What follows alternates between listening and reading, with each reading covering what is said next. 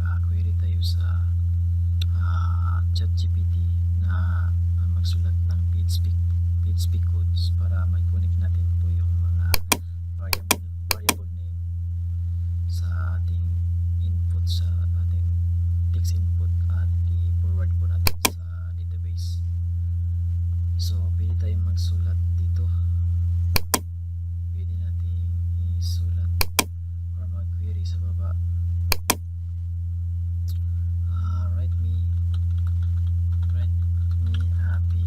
PHP codes to connect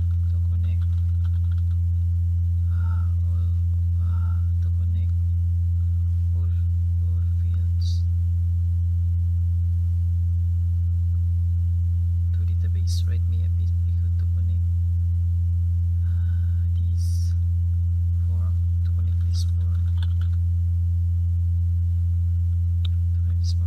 my database. PHP codes. Write me a PHP and SQL codes. So dito po PHP and SQL codes to connect this form to database. Database po yan. Tapos generate po natin yan. So alright, kapit natin back in for your PHP form using PHP and MySQL. This include SQL database plus table database connection db.php from handler register.php. So dito guys, nag-generate na po yung ChatGPT natin. So sa SQL po is ito po yung codes na binigay sa atin. Create database system, create table user.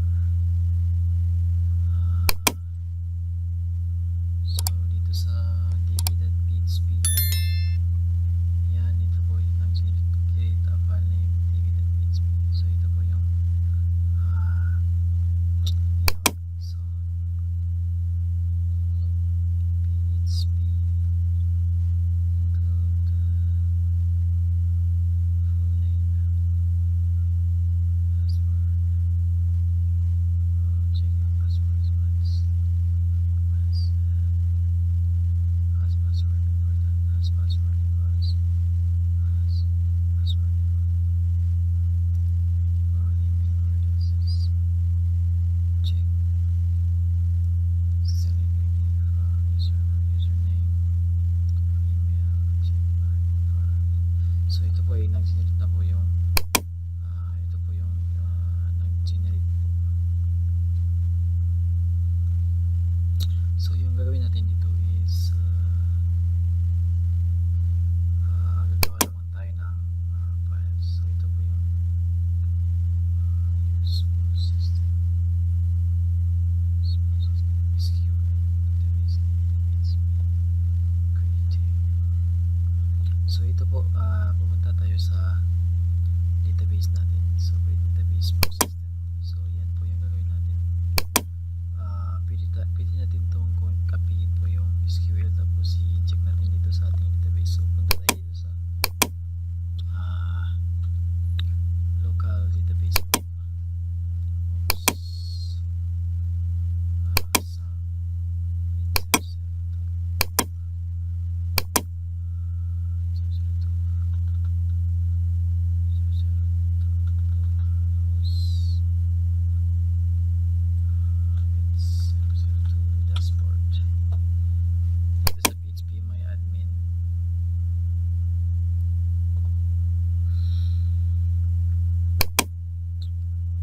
Gawa po tayo dito guys ng database po.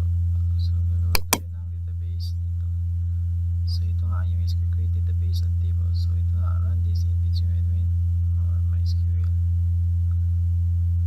Yan, so pwede tayong gumawa ng database na po system, or pwede natin i-copy ang code na ito. Tapos copy SQL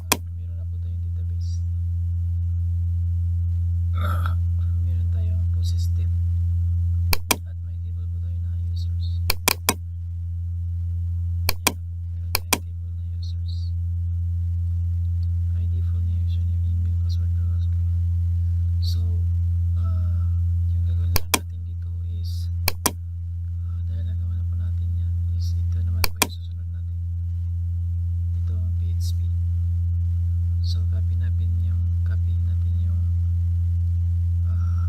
PHP. Yan.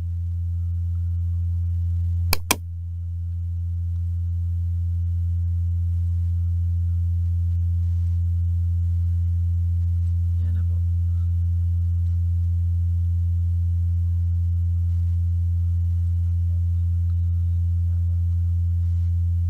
So, okay.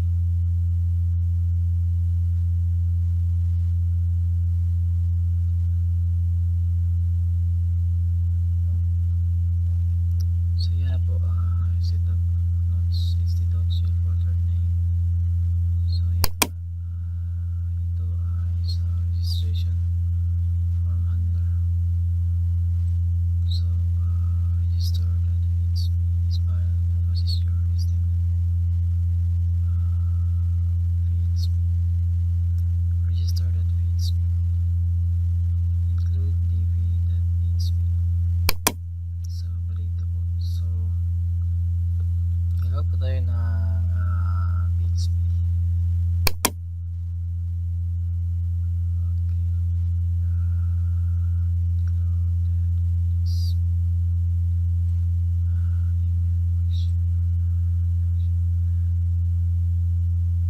So yan na po. So yung gagawin po natin is unahin po natin itong db.php. Copy natin yan at punta tayo dito. Gagawa tayo na db.php. db.php. Kahit anong pangalan, depende na po sa inyo. For simplicity po is gamitin po natin yung generate ng ChatGPT. So dito po pwede itong register.php. Rename lamang po natin. Register.php. Yan. Tapos copyin natin yung generate po na ChatGPT sa atin. So copy natin yan at i-post natin, i-paste natin dito. Yan na po. So